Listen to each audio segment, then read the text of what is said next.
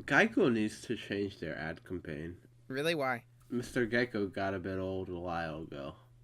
He did. See, the thing about the Geico ad campaign was it peaked when Baby Groot and the Geico Gecko were teaming up. That was like the peak of their advertising, and now you can't top that, and you probably never will, right? Although that said, every time I see that Geico Gecko, I go,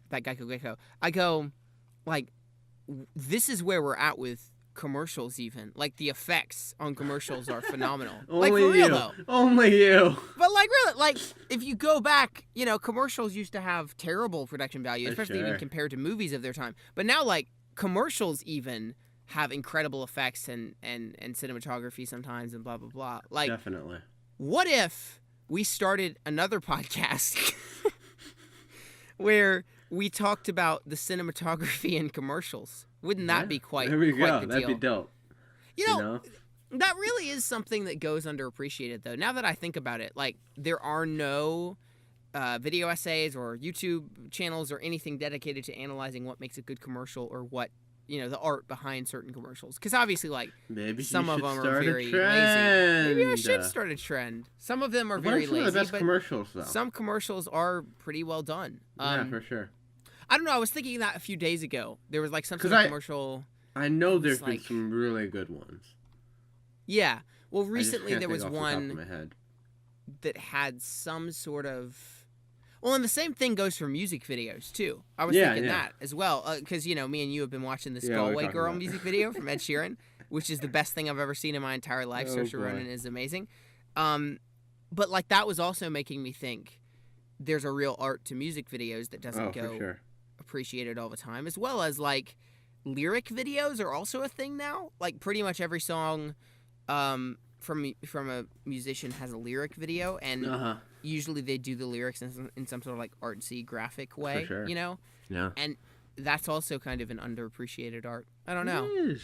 Nice sincere way to start the podcast, am I right? We didn't start with a joke. By the way. So, okay. There we go. All right, never mind. Sincere moment broken. That was There we go. All right, okay. Anyway, how have you been, Hitchcock? It's been a month since our last episode. I'm going to admit it. It's been a long week, yeah. It's, I've been fine. How have you been? I mean, summer's come to an end. You didn't go on any vacations this summer, did you? I really didn't. I went to we had some grandparents come down. Yeah, that's true. Come up, and, You are, in fact, up. You're at the top of the country. Yes, we are. Which is why I often ask you why you haven't been to Canada. Yeah. Wouldn't it be cool if you were Drew from Canada? Would it, though? Mate. Beautiful day, eh? Yeah. It's been pretty chill summer for me. Yeah, my summer was pretty freaking busy. Oh my gosh. Like, I went on like 4 or 5 different trips, and that's really the reason that we didn't have a chance to do Blockbusted, as well as I made this short film, which most people who watch my channel know about, called Long Box Breakup, which was made over the last semester at school. In my film class, I got to direct it and write it and star in it and edit it now. He's doing it all. All the post-production had to be done. He's a man of many talents, ladies. Hook him up. Yeah. That's why I've had to figure out the credits for the film recently so that I don't have a title card that says written by Houston Coley, then the next title card says directed by Houston Coley, then the next title card says edited by. I just combine it all into one starring title card, Houston Coley. Right. But so yeah, I've been doing all the post-production stuff for that over the summer. So I've been editing it, color grading it, doing music for it, doing ADR for it, and that has been my main focus. Like, you've been bringing your whole desktop computer to hotels for it. Yeah, we went on a trip to Mississippi, and I brought my entire desktop computer to the hotel room just to work on it for that few days. Oh boy. But so it's been my main focus because I really, really, really need to get it done, and I need like a deadline where, you don't want this to become the next Hijack season 2. Oh, do you? Yeah, no one wants that. I think the conspiracy theory we could point out is the reason Hijack season 2 was never released was because you were in it. Yeah, that's the theory. It's cold, isn't it? It is. Yeah, but so I'm almost. But when you done. think about it, us on the inside of Hijack season 2, it really does make some sense. I was the downfall. It does make sense. Oh man. Also, just schedules. It was very hard to get people to come and get people. Like, there were some days where I was like, we're working with like 2 crew members, and it was not working. No. And there was like the whole issue of, wow, I'm opening up on the juicy secrets of why Hijack season 2 didn't come out. This is an exclusive.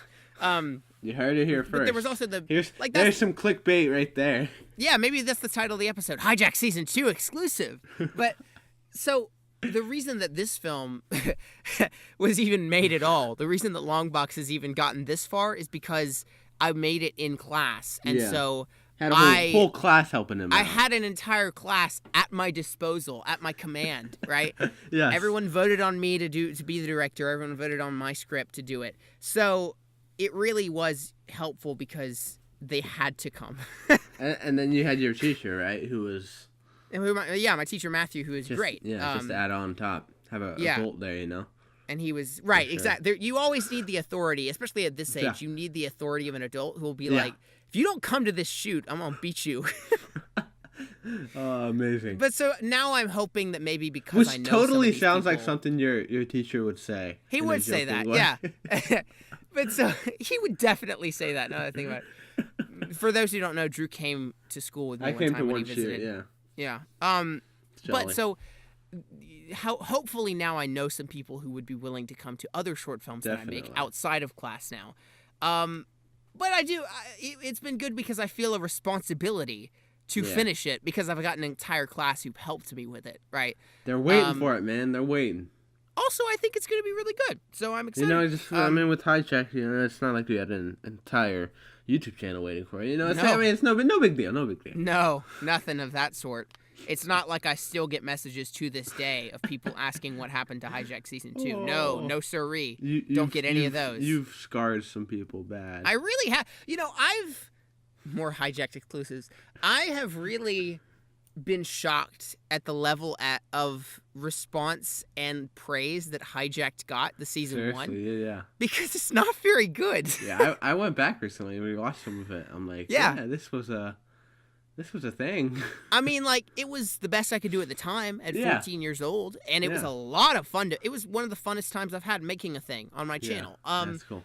But it's not that great. But yet, people still have these really fond memories of watching it. And I've had so many comments of people saying, oh, man, the time when HP1 was releasing Hijack, that was one of my favorite springtime seasons. Or that was one of my favorite times on YouTube or whatever.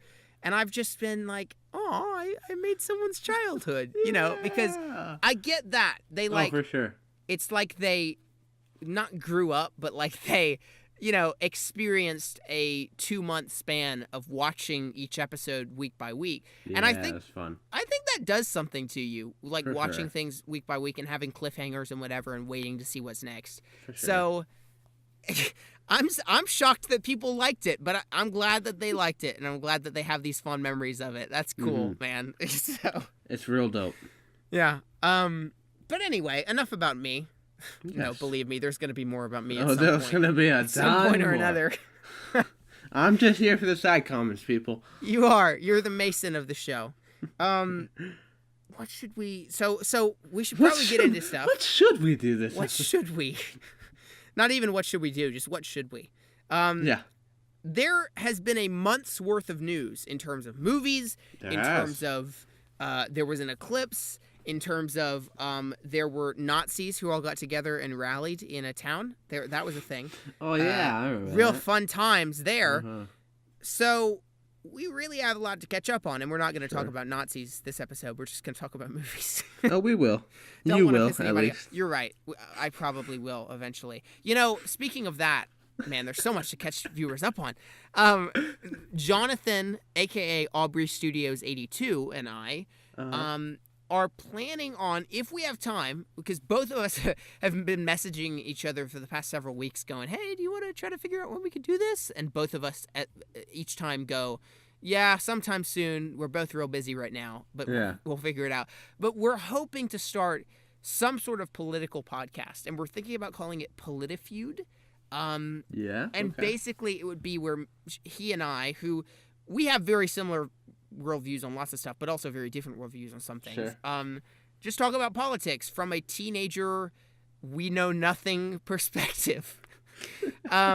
So if listening to uninformed teenagers talk about politics and argue sounds appealing to you. And very passionate teenagers. Yes, exactly. Passionate about their misinformation teenagers. If that sounds appealing to you, hashtag Ben Shapiro 2020, baby. If that sounds appealing to you, then you should check out the podcast when it drops, which will probably be sometime within the next month to century. It'll be in there somewhere. I'm not really sure. Of course it will, yeah. Anyway, I will not be included because we all know. Because we all know Drew does not care about politics. Nope. At all. I'm just in any way. I'm too good for him. Yeah. You're more pure than us. I've actually been consistently surprised at the level at which you just don't care. Yeah, I've been a bit surprised. Like, maybe I should care about that. Nah, yeah. Nah. Hey, don't push yourself, man. Don't make yourself care. That's seriously. No. So there's a lot of movie news to talk about. There's also I went to DragonCon, which is a thing. That was a thing, wasn't it? I guess I should I should lead with that because we should just get it out of the way. So DragonCon is a convention in Atlanta here in Atlanta. I've just given away my location, I guess. But here in Atlanta, there's a convention called DragonCon where DragonCon is a convention in Atlanta. It is, in fact, a convention in Atlanta. Here's the zip code. Here's my zip code. Yeah. Oh, give it to us. It's basically like a miniaturized Comic-Con. Yeah. For all those cheap people. Right. For all these cheap Southerners. It's not like there aren't like big announcements like the movie studios don't come and like announce stuff, but lots of celebrities show up, and so they do like Q&A panels. Because they're already in Atlanta filming something. So. Yeah, and chances are, they definitely are. I get your joke now, Hitchcock. Yes, everything's made in Atlanta. Chances are that you have a convention like this in your city too, and not just you, Hitchcock. Like most listeners probably do. Mm-hmm. But I would say that DragonCon is one of the bigger comic book conventions on the East Coast, other than New York Comic Con probably. And so there are always lots of actors that come, and they do Q&As and panels and talkbacks, and they sign autographs, and you can get photos with them. There's a parade of costumes, tons of cosplayers, and it's about like 87,000 people were there this year, I think, which was crazy. And I, like, after experiencing this year, this was the most packed it's ever been. This is my second or third year. And I don't know if I could take Comic-Con if it's more than this, right? Like, crazy. 'Cause it's madness. I am so introverted, and I do not like big crowds that once me and my friend were getting stuck in like crowds of people, and you just have to push your way through. I was like, get me out of here. And we actually took a break, and we walked like 2 miles just to get to a park where there weren't any people, because we were like, just get us away from these crowds. Yikes. But so I went for 1 week this past weekend. It will have been a week ago today. You went for 1 week this past weekend. Oh, right. What? That's not, you went for like a day, didn't you? Yes, I went for a day. I'm sorry. It's a solid day. I can't even make the excuse that it's late, because it's not. It's only like 5 p.m., but it's late. Yeah, so I went for a day this past weekend, and it was a ton of fun. I was trying to decide this year between going for the full weekend and going for just 1 day, and I decided that I would go just 1 day because it's far cheaper. It's like $140 for the whole weekend, but it's only $50 for 1 day, for Saturday. Okay. And I was like, I'll pay less money for the membership for the day so that I can pay more for the thing that I'm going to do that day. The money ball. The big money ball, which I'll get to. Leave you on the edge of your seat. Right?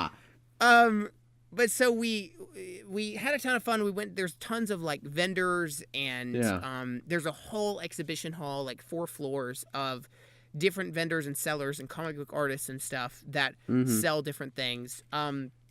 Like I got some like fake album covers this year. Like there was a Mouse Rat cover, which is Andy's band from Parks and Rec, and lots of posters and just fun things. I also got like there are also like fun replicas and things. I bought a fake ID badge for Leslie Knope from Parks and Rec, so that was fun. So as you can see, I like Parks and Rec. Yes, but you know, as I've probably mentioned many. I started the first episode and I was like, yeah, I'm not watching this. Yeah, season 1. Okay, look here. Season 1 of Parks and Rec isn't the greatest when you watch it for the first time, and in fact, you could probably skip it. But once you like the characters a lot, then you go back and watch season 1 and you like it a lot more. Once you already like the characters. But anyway, don't want to go on that tangent, on the Parks and Rec watching order tangent. So lots of celebrities were there this year, as there were last year. Last year I saw William Shatner on a panel, so that was cool. As well as I saw the Flashcast. Cisco was there, and Jay Garrick was there, / Zoom, and couple other people. I can't remember who. And then this year was Yondu there? Did you already say him? No, but that was another thing that I went to that past year as well, which was a Q&A with Michael Rooker and James Gunn. Yes. But that wasn't DragonCon. But so this year there was the Flash panel was back. They had Barry's mother, and there were a lot of jokes on the Q&A panel of her going, like, people would ask, like, what was your favorite scene to film and whatever, and she'd be like, well, I've died like several times on screen. I've shot that scene quite a few times. It's probably my favorite scene. Oh boy. There were lots of jokes she would make about like, I've only got the one thing. She'd be like, I've spent a lot of time lying on the floor bleeding to death in my career on the Flash. Oh boy. Also, but so she was there. John Wesley Shipp, who was the original Flash from the 90s, as well as he's now Barry's father, and the new Jay Garrick was there. So that was cool. And then Eddie was there. I don't remember what the actor, or Rick Cosnett, that's his name. Yeah. And then Danielle Panabaker, who's Caitlin on the show, was there as well. So pretty solid panel. And you went almost to see that all panel? the questions. Yeah, I did. And almost all the questions were. I thought you decided not to. For Caitlin. No, that was a different one, which I'll talk about that. Also this year, this is going to be a whole episode. I'm so confused right now. DragonCon. What do you mean? What's the confusion? Let me clarify. I thought you weren't. Did you go to this Flash one last year or this year? Both. Last year I went and there was Cisco and the old Jay Garrick But you went to it again? I thought you decided not to go to that. No, I went this year and I saw all of them. The one that I decided not to go to was they had a panel with Michael Rooker, who's Yondu, and Sean Gunn, who's his first mate Kraglin, as well as Michael Rosenbaum, he was Lex Luthor on Smallville, but now he's like the ice dude from Guardians, who was like Sylvester Stallone's mate. The dude from the Game of Thrones cover. Yeah. Same guy. But so they were all there, and I was like, we left the Flash panel early, actually, and if I'd known about this, I wouldn't have left the Flash panel early. But we left it early because we were like, let's get in line for the Guardians of the Galaxy panel. It's going to have Michael Rooker and Sean Gunn, and I want to ask Sean Gunn a question. And so we left about 30 minutes early for the Flash panel. What have you done? Got in line, tried to get in line for the Guardians panel. It was about starting in like 45 minutes probably, and we were like, that should be enough time to get in line. Sure. So it's in the biggest hotel, which is the Marriott. We go to the Marriott and we get to the top floor, and they're like, or not the top floor, but like one of the higher floors, and we get there to the ballroom that it's supposed to be held in, and we're like, where's the line? Big crowd of people outside the door. We're like, okay, here's the line. Are y'all in line for Guardians of the Galaxy? And they're like, yeah, we're in line for Guardians of the Galaxy. Blah, blah, blah, blah. So we follow the line, and we're like, where's the end of this line? And someone says, it's outside, I think. And we're like, okay. So we follow the line out the door, and we're in like one of the higher levels of the Marriott at the ballroom. We follow it out the door out to a balcony where it goes down some stairs, and then down more stairs, and then down more stairs, and then it goes down to ground level.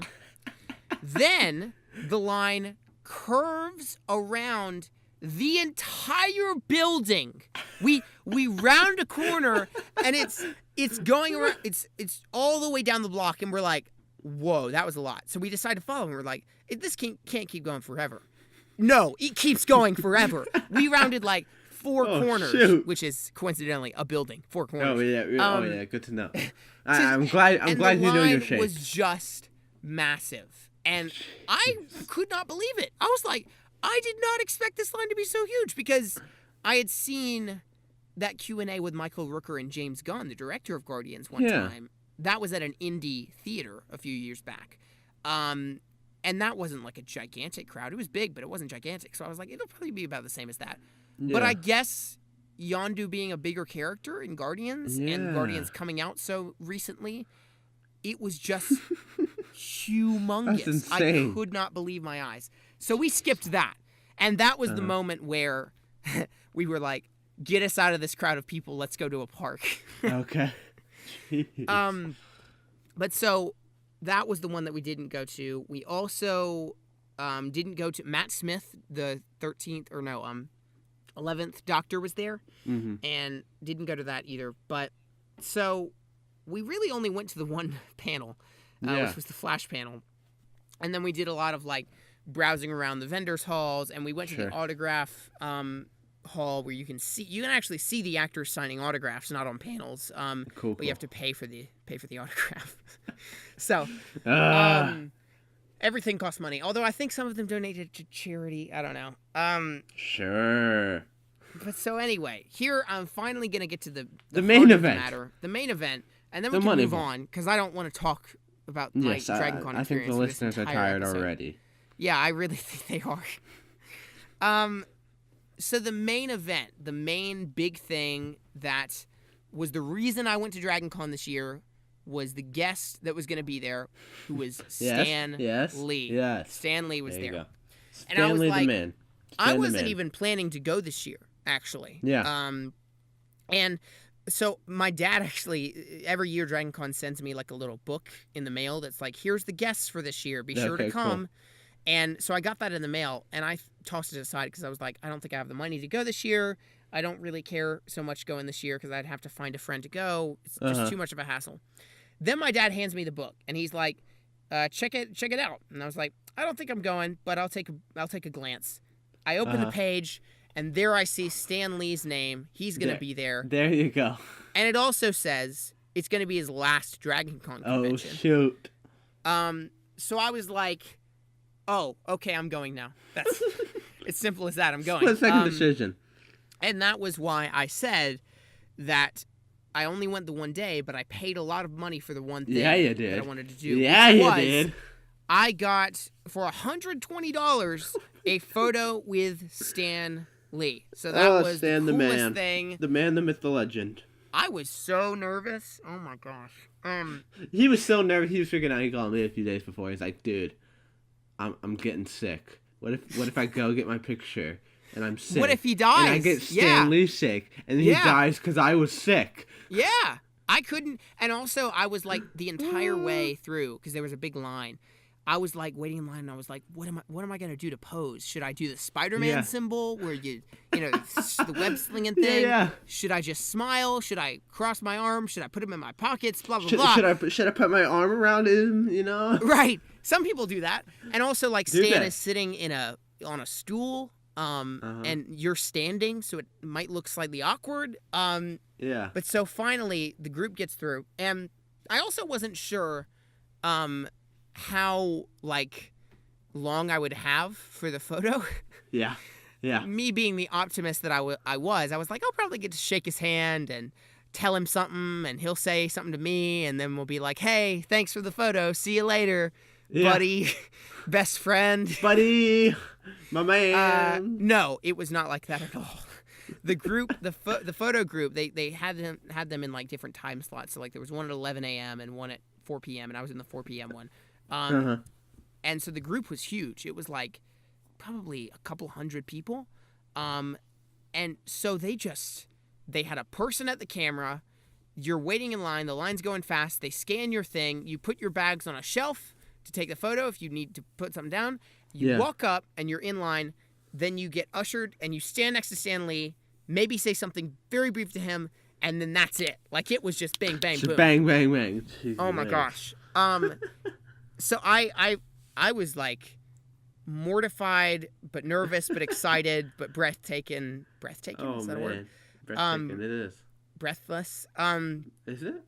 As I walked up to Stan the Man Lee. Stan the Man. And there was a period of, like, a couple minutes where I was in the same room as him because I was in line behind the people who were taking photos. You're breathing the same air as him. I also made an effort to get behind people in line who weren't weird because I was like, see, this is how obsessed I was. I was like, I don't want to be in line behind someone with a weird costume because if that makes Stan Lee uncomfortable, I don't want his uncomfortableness to transfer to my photo. To come to my photo. Yeah, you're freaking out. There's this one dude that has a picture, right? And Stan's not looking too happy. He looks like it's been a long day, right? Yeah. So there was someone in front of me who was like he was some sort of cartoon. Maybe he was an Adventure Time character. I don't know, something stupid. But it was like some guy in blue paint and blue hair, just weird. And I was like, I'm getting one person behind. Just so you're not in front of me, so that Stan doesn't look uncomfortable in my photo. Oh my gosh! So, it was really fast, and when I walked up to him, I said, "It's an honor, sir." And he sort of like, it was a really loud room. Yeah. Because they were like shouting, like, "All right, 3, 2, 1," and he's also 94. 3, 2, 1. He's also 94. So I don't know if he fully heard me, but he nodded his head and smiled. So I'm going to choose to believe that he did.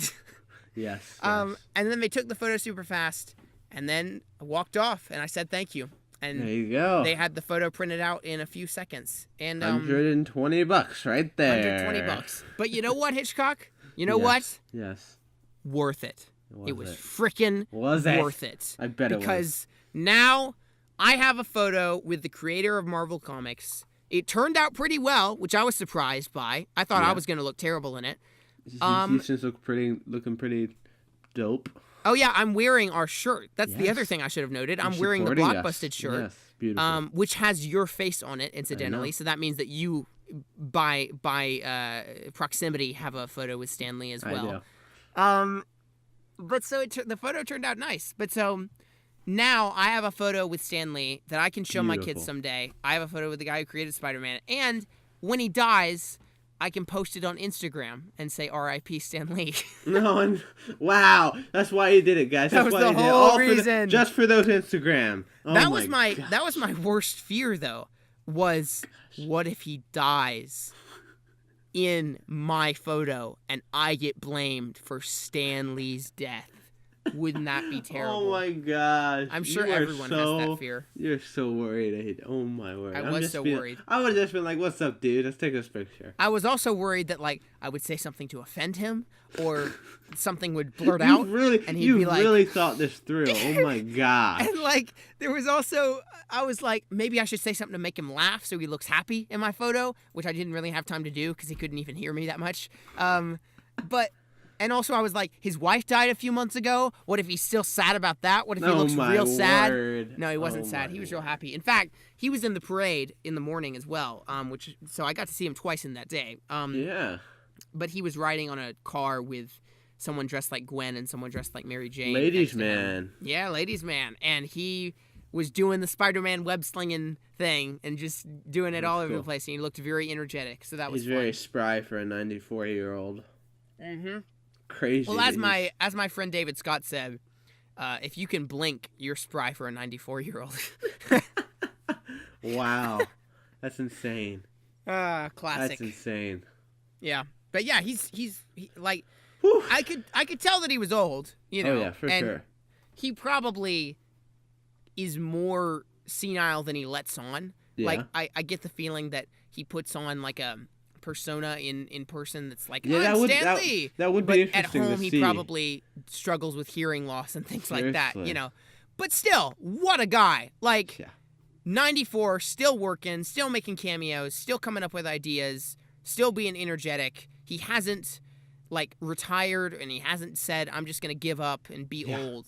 He's just like, I'm going to keep doing what I'm doing until I'm dead. So, he's freaking lit. And that's my... For sure. That was my DragonCon day. Pretty dope. Yeah, you said you think several cities have them. And I do remember seeing one for, like, a really small city. Yeah.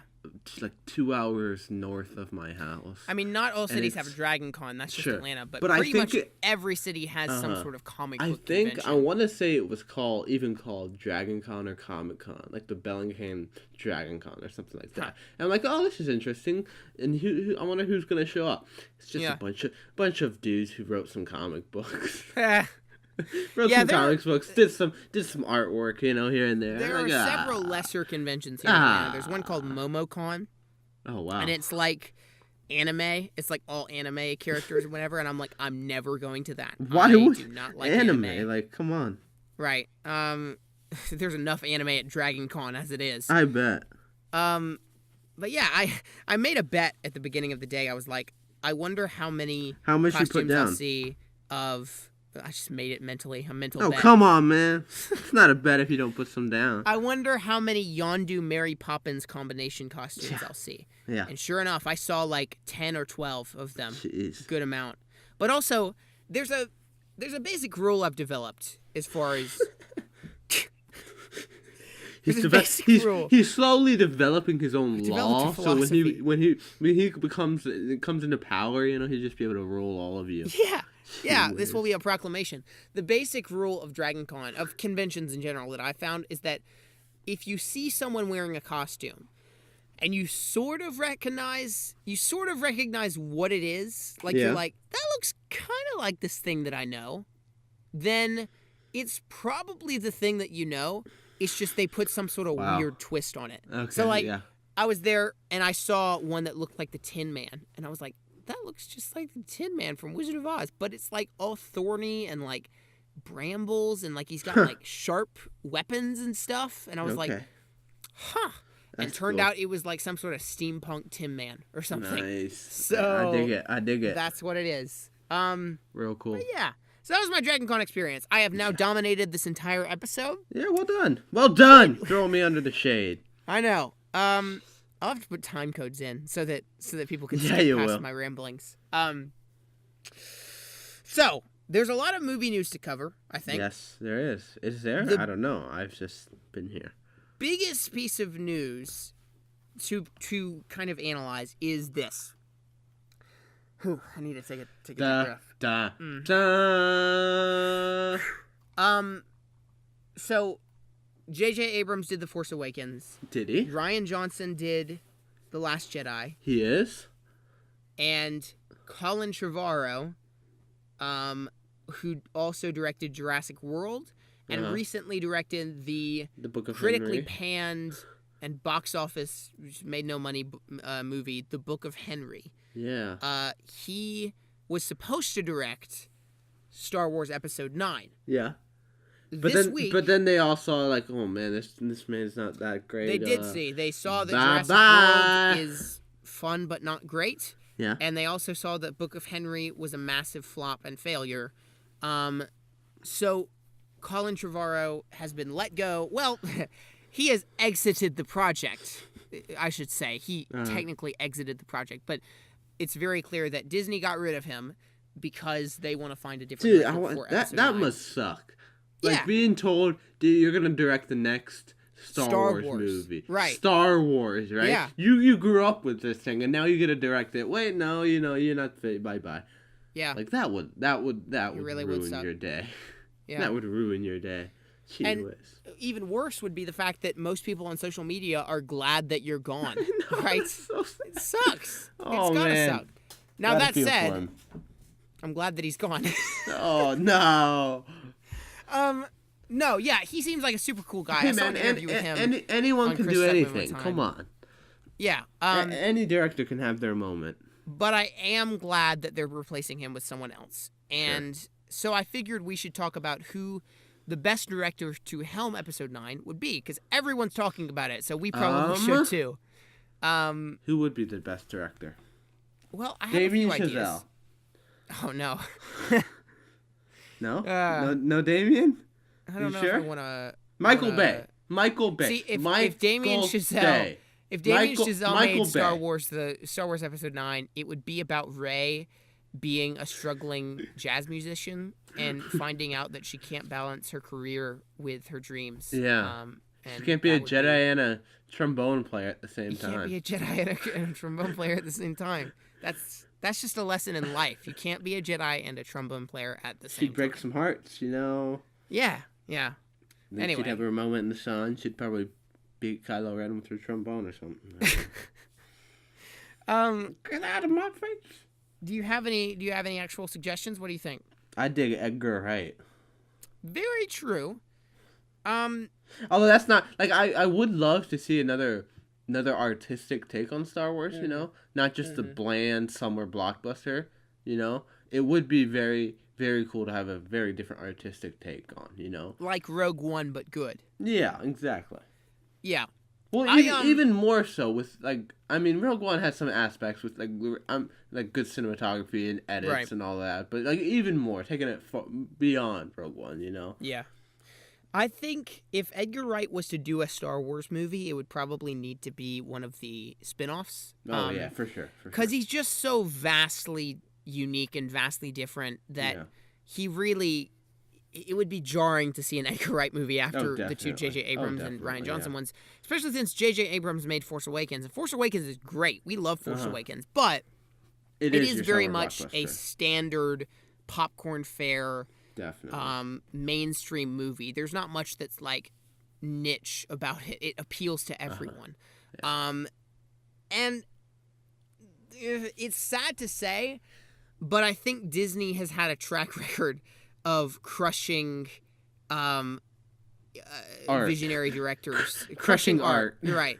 Crushing visionary directors out of a Star Wars thing. First, it was the what's their faces? The Phil Lord and Chris Miller were making Han Solo, right? Yeah.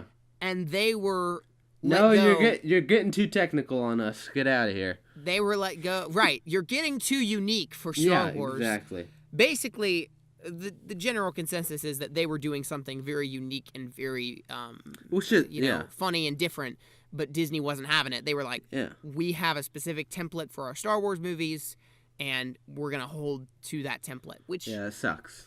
It sucks. I understand it, but it does suck. It really does. And it's that same thing with like the Marvel formula, you know, that they sometimes keep to. Just like with Edgar Wright, he left Ant-Man because Ant-Man they wouldn't let him do the unique things he wanted to do, you know?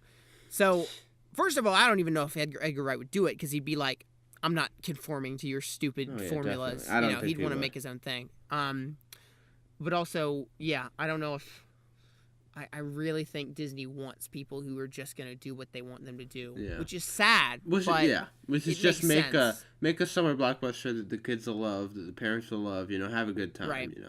Right. Which I'm hoping and I really hope Rian Johnson, what he did with Episode 8, I really hope he was able to combine those two, you know, because from the look of it, from the poster, it does seem a lot more unique, I think. It does, and it doesn't seem as kiddish, you know, like Force Awakens. You had all the even the poster campaign, you know, it was very light and kind of cliche. But these you got different. You got the minimalist kind of posters, you know, which I really hope. I'm really hoping that's drawn out something in Episode 8, and I always love to see that, and hope we get that in Episode 9. But it's so hard to tell, especially with interference like we get today. So I would love to see. I think, I'm just thinking about directors who actually would do it. And one of the main consensus things is, you know, it might just be J.J. Abrams or Rian Johnson again. They might just hire one of the ones that's already Which done. I'd be fine with, I think. You know? I would be fine with that, too. Although, I think the thing that was so smart about the first Star Wars trilogy was that it was all three were directed by different people. Yeah.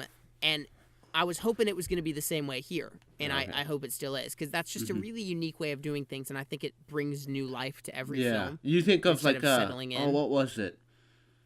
Like, the prequels were all directed by George Lucas. Yeah, no variety. Exactly, and look how that turned out, you know. Yeah, and then you think of how it was a video, you might have sent it to me, but it was talking about Harry Potter, how it was all supposed to be directed by one dude.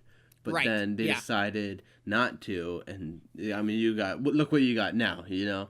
It's just, it worked out so well. So it definitely has advantages to changing director, getting different views on, you know. Yeah. Like, if you get a different director, that director's, like, he's essentially been in the seat of the audience, you know. He's been seeing what they are, you know. He's not really into it. And so a director who has all of them is behind the chair in each film and experiences it that way. A director, if you bring him in new, has seen the other films in the audience. That's true. That's a good point. Yeah.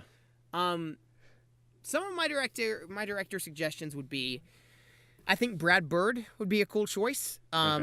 Brad Bird did Ratatouille and The Incredibles and The Iron Giant, which is phenomenal and amazing.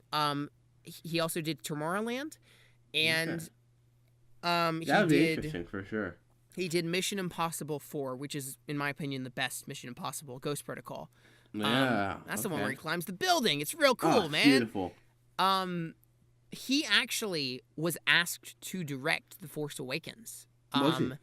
But he turned it down to do, wait for it, Tomorrowland. That's what he did instead. Yeah, I remember hearing that. Yeah. Which, you know, say what you will about Tomorrowland. I think it's pretty good. It's pretty okay. Yeah. Some people might think he made a mistake directing it instead. But you got to hand it to him. That's a bold move. Turning down Star Wars to do your own thing. I think he would be an awesome choice because he's a great storyteller. He's worked with Disney a lot in the past. Yeah. And he does have with Ghost Protocol. He does have that aspect of action, you know. Right. Like, we see he can do it, right? Yeah. And he's already on the radar because they asked him, you know. And right. I could totally see that working without a doubt. Yeah. Yeah. That'd be cool. Another one that I was thinking of would be Mr. Sunday Movies actually suggested this on Screen Junkies. He said Matthew Vaughn, who did X-Men First Class and Kingsman and what else? He did X-Men First Class, Eddie the Kingsman, Eddie the Eagle. He produced that. Yeah, he produced that. Okay. I didn't think he directed that. Oh, and then Kick-Ass. So, you know. So he's got some action flicks, yeah. Yeah, and I think he's a little more Edgar Wright-ish in terms of, like, he's a very distinct director. But he did do a really good job, especially with X-Men, coming on board and revitalizing that franchise and breathing new life into it with Charles and Magneto and all that stuff. For sure. So I don't know. I think he would be a cool choice. He might be too distinct, but he could be awesome. And if he didn't do this, I would love to see him do a spinoff or something, you know, instead. Other directors that have been We need to get around. someone for that Obi-Wan film, I'm telling you.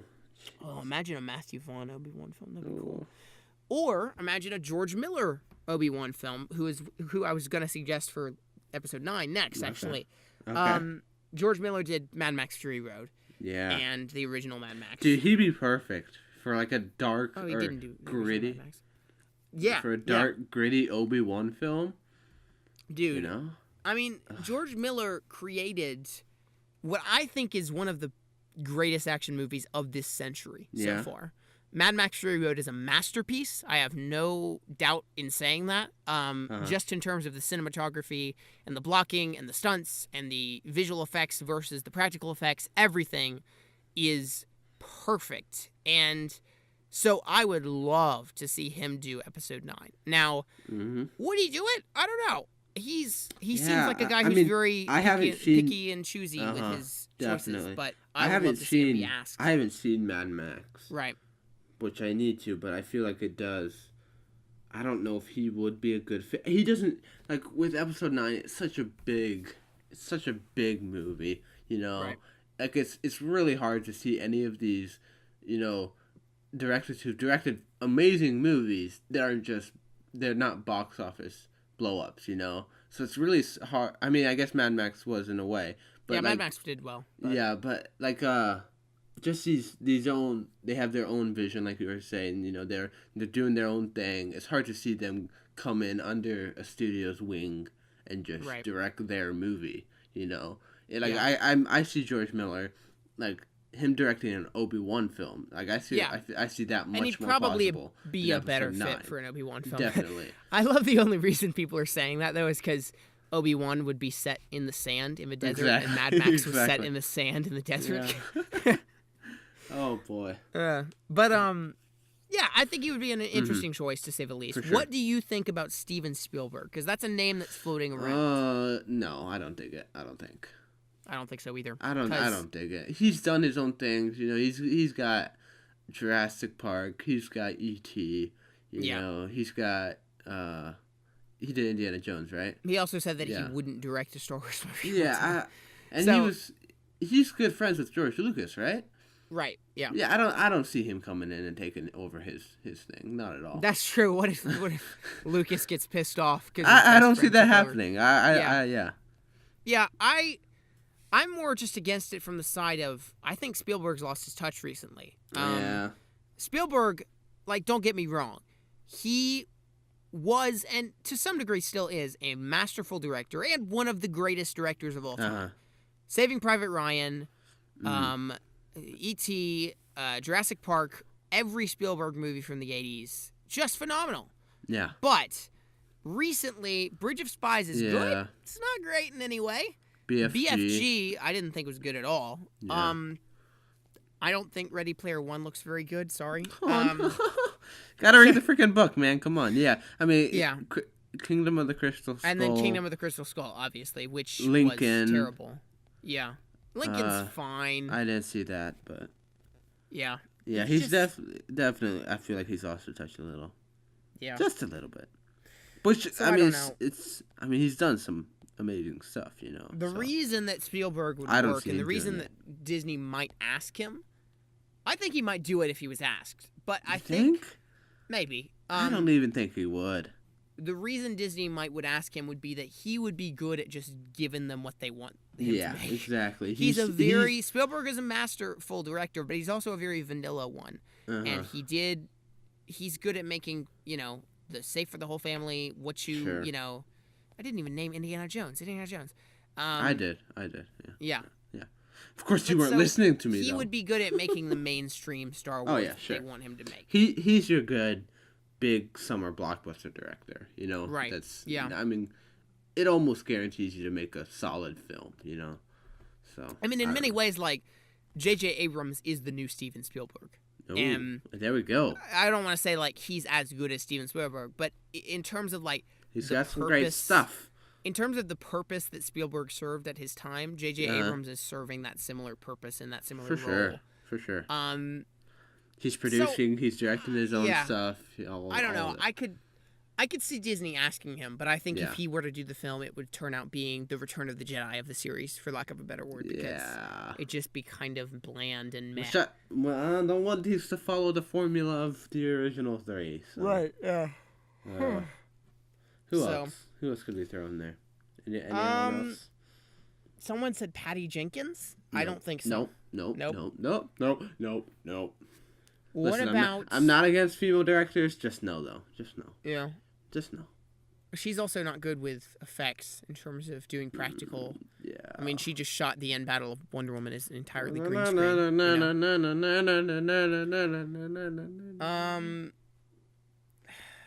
What else? Who else? What else?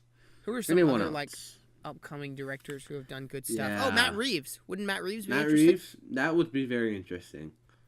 See, he does have his own. Like I feel like I feel like he'd be the one not to direct the family-friendly Star Wars. Right. See, I think he would be again. He would be better for one of these spin-offs. Blah blah blah. No, not so many of these directors would be better for the spin-offs. Yeah. I hope the other spin-offs are. See, the problem is, it's a double-edged sword because on the one hand, it seems like the spin-off movies are the only ones where the directors are getting a chance to like express their artistic, integrity and ideas and stuff. Yeah. and do unique things like they did with Rogue One. Uh-huh. But on the other hand, I don't want these spin-offs at all. Yeah. I don't want a Han Solo movie. I don't want the only one I could conceivably want would be the Obi-Wan movie. Right. Ewan McGregor, come on. Make it happen. Yeah. I'll do anything. Is there anything else? Well, we mentioned James Gunn. I know me and you talked about this a little. Yeah, in fact, yeah. James Gunn, he would be an amazing director for Star Wars, I think. I mean, with Guardians, you see he can do the Space Jam. He can do the whole space thing. So. But he's explicitly stated that he's doing Guardians Volume 3 in that same time slot. So he probably won't. He's got his own space crew. Right. What about Christopher Nolan? What would you think of a Christopher Nolan Star Wars movie? Now, that said, of course, Christopher Nolan will never do a Star Wars movie because he's too good for that. Yes. But what would you think of a Christopher Nolan Star Wars movie? I don't dig it. No? No. I mean, he's the kind of director that you can't see him directing a big family-friendly summer blockbuster. It would be told non-sequentially. It would. It really would. Lots of Hans Zimmer. Yeah, Hans Zimmer would do the music instead of John Williams. If he directed it, would I love it? Of course I would. Yeah. But it wouldn't work because he doesn't direct family-friendly movies, you know. Right. Like, I just don't see it happening. I mean, it would be definitely interesting because he does have his very unique style. Right. So. He's almost like saying, like, what if Wes Anderson directed a Star Wars movie? Exactly, It doesn't work. It does not work. Like, that sounds more like an SNL sketch than anything. Yeah. You know? Wes Anderson's Star Wars. That'd be whack. Oh my gosh. Only other director that I can think of that could be good would be Ryan Coogler, who did Creed, and he's doing Black Panther. And I think he did, what else did he do? There was the whole, whatever Express movie, what's it called? Is it... Oh, no, Fruitvale Station. That's what it is. Which apparently is very good. I haven't seen that. But So, according to many people, he's never made a bad movie, and he's great at his job, and I'm excited for his Black Panther movie. So, he could be really cool, you know? I don't know, but... Yeah, maybe. He is a director that, like, I can't say much about his distinct style. We haven't seen much. I don't know. You know, I mean, we saw Creed, but that's about it. Yeah. I mean, that's all I've seen of him. We'll see Black Panther. Yeah. I don't know. So if you could choose anyone right now to direct the new Star Wars that you feel like could get it, who would you pick? Oh, jeez. I don't know. I really don't know. Yeah. It's really hard to tell. I mean, there's so many unique styles out there and different ways that people would take it, you know? Yeah. Yeah, I don't know. I would go Brad Bird right now, because I think he's a...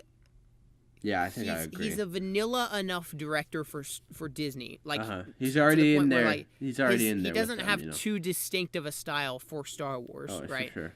But he is one of the best storytellers in the sort of kids movie business, and he's done some of the better Pixar movies. He did Incredibles and Ratatouille. And he's also good at directing action. So I think he would be phenomenal. Yeah, I think I agree with you on that. Yeah. For sure. Yeah. So that's about it. He seems to be all around with the action blockbuster. Yeah, still having the family friendly, you know. Yeah. But still, I mean, Ratatouille and Incredibles, they're actually some of my favorite Disney movies, you know. They're really high up there, you know. And Iron Giant. Iron Giant was his first big movie. I still need to see that again. I saw it when I was real little, but yeah. Yeah, I can see him do it. I think out of all the ones that we've mentioned, he's definitely number one. So yeah, it'll be interesting to see what happens. Well, that's what that was. Mm-hmm. I ordered my tickets to Thor Ragnarok yesterday. Did you know that? Did you? I did. They're on sale now, so that's exciting. I'm sort of out of breath. I've been talking a lot. Welcome to Blockbusted, everybody. Welcome back. Oh, we're our 100th episode is next week. It's coming up. It's coming up. If anyone has any ideas for our 100th episode, what we should do, I know like over the years, we've had many inconsistent schedules, to say the least. So it feels like this has been a long time coming. It has. It really has. Like, in theory, if we'd done an episode every week since we started, we'd have been at 100 like 6 months ago. Yeah. But like that. If you have any ideas, citizens, watchers, listeners, people of the earth, what we should talk about, who we should have on, etc., on our 100th episode, then please email us at blockbustedpodcast@yahoo.com or tweet at us at blockbustedpod and at nerd_stream7. That reminds me, I'm going to go and check the Blockbusted email right now and see if I've gotten any emails. That'd be a good idea. Watch you have like 50 emails. Yeah. Anyways. Beautiful. I recall getting an email recently. Mm-hmm. You don't have it linked to your phone or whatever? Like linked with your other accounts? No, I've got it. I haven't checked in a while. Oh, we just get so few emails that I lose track of the ones that do come. YouTube channel. Seems like there's been some stuff, but here's one email, right? Okay. Hey, Houston and Hitchcock. Just wanted to say this is my favorite podcast besides The Inner Tube, which is another great podcast people should listen to. Yeah. I look forward to every episode, and this show is entertaining yet educational. Now that is what I like to hear. There we go. Educational. That our nonsense is educational. Thanks for an awesome show. Keep it up. Hannah Mitchell. Thank you, Hannah Mitchell. That is lit. We're lit. Anything else? I think it's... Oh, here we go. Here's an email from Ethan Douglas. Wow, we've got a couple emails. This is back from... Oh, man, this is back from March. Oh, boy, Houston. Boy, oh, boy. Hey, guys, I just wanted to mention that when I first saw the Justice League, I immediately thought it was going to be another Suicide Squad. Reasons I saw in the trailer, not explaining villains, character development, and things like that. What do you guys think? Do we think that Justice League will be as bad as Suicide Squad? No. I mean, it'd have to be real bad. It'd have to be real bad. It'd have to be real bad to do that. The worst movie I ever saw in a theater. I don't think it'll be near as bad. I mean, I don't think it'll be great. I mean, it might surprise us, but I think it'll be like a BVS, you know? I'm really thinking it's going to be on the same page with that. I think with Joss Whedon stepping in for Justice League, it's going to be better than BVS. I think at best, it'll be as good as Wonder Woman. Sure. At worst, it'll probably just be really forgettable and mediocre. Yeah. I really don't foresee it being revolutionary in any way at all. No way. Or exceptional in that many ways, but I don't think it's going to be that bad. I just think it's going to be fine. It'll be mediocre. And I do think that it will be fine because of Joss Whedon. Yeah. So that's another director we didn't mention for Star Wars was Joss Whedon. Yeah. But I think he's lost his touch a little bit recently, and I mean, Age of Ultron is so convoluted, so right. I don't think you can handle. You could partially blame that on Marvel making him do things and include things. I could.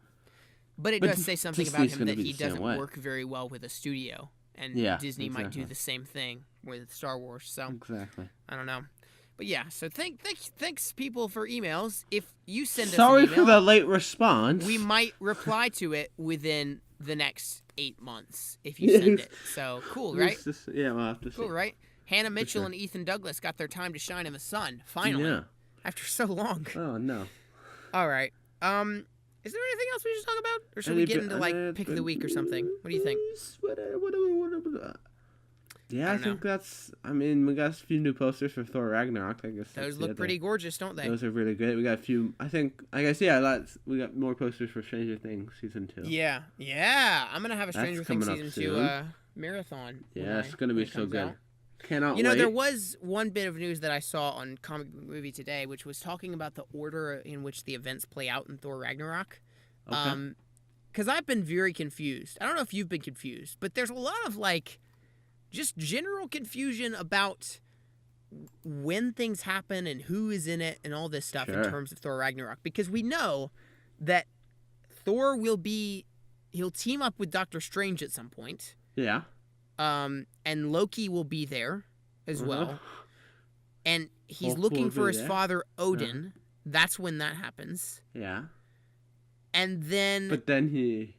And we know that he has the long hair in that scene, so that's one thing. So that's like that's the little trademark, is because he gets his hair cut for this gladiator arena.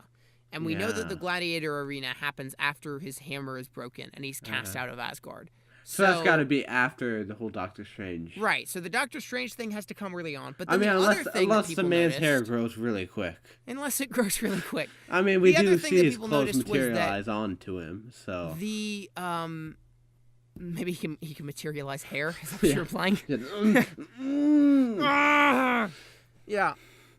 The other thing that people noticed was that in the scenes in the trailers where he fights the big fire demon Surtur, and Hulk is in that scene as well. And in the scene where he's dropped in the first trailer, he's wrapped up in chains, right? And he's like dropped over a flaming pit or something. Yeah.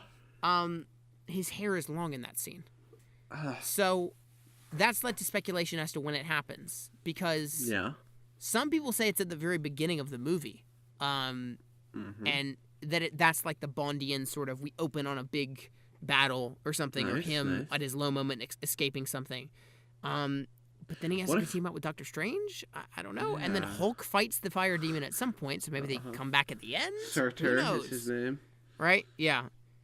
I mean, either way, we'll find out in a month, won't we? Yeah. Oh, man. It's only a month, dude. Yeah. I'm so excited. It's only 98 days to Last Jedi as well. Remember we had that one Thor Ragnarok speculation episode?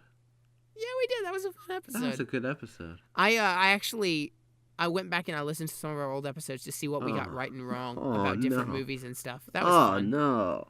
Hearing us go, I wonder what the thing will be. There was one where I was like, I think the Soul Gem will be in Doctor Strange because it's about soul, and Time Gem will probably be in blah, blah, blah. So, yep, somebody was right. Fun. Yeah. Anyway, anything else? What's your pick of the week this week, Hitchcock? Pick of the week? What you been watching? You've had a month to watch things. Have you watched anything good? I have. What have I watched? I've watched several. Or have I? Yeah. I watched Fantastic Mr. Fox for the first time. Oh. Wes Anderson. Oh my gosh. Edgar Anderson. Edgar Anderson, for sure. Imagine an Edgar Wright, Wes Anderson team-up movie. Oh. Ooh. Yeah. Just fun. Yeah, Fantastic Mr. Fox. That was got to be one of the quirkiest movies I've ever seen. Yeah, what the cuss. So yeah, it's crazy. I'm not cussing with you. Beautiful though. It was super fun. Loved it. Yeah.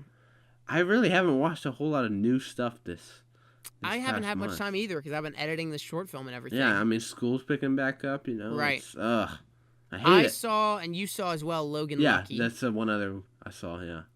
Which people should go see because it is hilarious. It's totally this offbeat Southern comedy. I know. Adam Driver is great in it. Daniel Craig is great in it. Channing Tatum is great in it. And it made no money opening weekend, but it is one of the better, probably the best comedy to come out this year. Super fun. So people should definitely go see that. But that's my pick of the week because it was great. Yeah. So yeah, where can people find us on social media? On the socials, I'm Nerd. Now that we're back, baby. We're back. We're in business. It's not really. I'm at Nerd_Stream7 on Instagram and Twitter and Letterboxd. That you are, my boy. That you are. I'm at Blockbusted Pod on Twitter, and I'm at Houston Productions 1 on Instagram. Although that said, Instagram has really what even is Instagram? And I'm sick of Instagram, so don't follow me. In fact, go unfollow me. in fact, I do you know how Instagram has this very neat, handy ad account feature on. Yeah. You know, I don't even have Nerdstream added on my. I'm not even logged into Nerdstream. Oh wow! Okay? So I've sent you all those things on your Nerdstream account, and that's why you haven't responded to them. Yeah. Great. Awesome. Good to know. Okay. There you go. I mean, I can't even with Instagram. So, all right. Twitter's much more active. If you want to see all the political tweets, go follow Blockbusted Pod. Yes, go follow Blockbusted Pod. Hopefully, they will start this political podcasts so they can make separate accounts. Week, right? Where all the politics can be over there, so I don't have to deal with them in my feed. Yeah. I know you don't like hearing about current events in your feed. Yeah, well, current events, that's fine, but it's when it gets into like, oh no, this secretary said this about this person. Oh no. This lawyer said this. Good ending to the episode. Oh my gosh. I just can't handle it. If you'd like to email Blockbusted so that we can read your emails in about 8 months on our next episode. I see what you did there. You made that sound like a cut. That sounded exactly like a cut. Like that was like so random. That sounded like a cut. Like that's you're gonna go back and listen to this. I'm glad I artificially made a cut so that it sounded good. Yes. If you'd like to email Blockbusted, in your mind, you've already edited this whole episode. Like I really have. Oh man. If you'd like to email Blockbusted, you can email blockbustedpodcast@yahoo.com, and we'll probably read your email in a couple months or so. Who's to say? Yes. Next week, if we have time, we'll do our 100th episode. If you've got any ideas, send those to us any way you can. Yeah. We'll figure that out. All right. Woo! Fun episode. We'll see you guys later. Say your catchphrase, Hitchcock. Wing it. Okay, good. Keep on winging it, fellows. Phew. All right. What even is this, guys? We'll see you later. Bye. Bye.